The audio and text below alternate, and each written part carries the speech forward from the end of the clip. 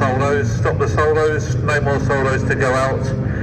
We have an incident at Laurel Bank, which we hope to get clear in time for the sidecar session, so no more solos to go out, over.